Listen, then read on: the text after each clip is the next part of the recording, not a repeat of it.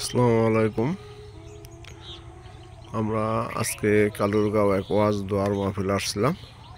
সেই সাথে সাথে এই কালুরগাঁও গ্রামের যে সামাজিক কবরস্থানটি, এটা আমরা দেখতে পারতেছি। এখানে আজকে দোয়ার জন্য অনেক লোকে আসছেন।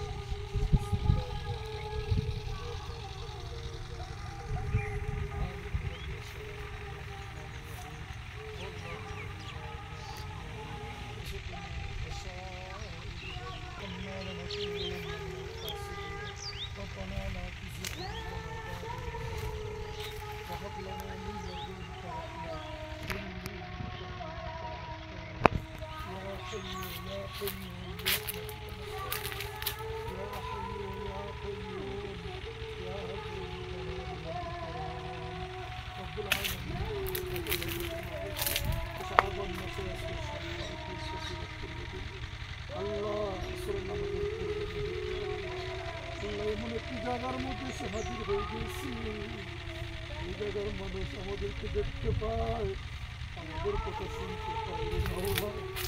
আমরা তাদেরকে দেখি না, তাদের কথা শুনতে পারি না।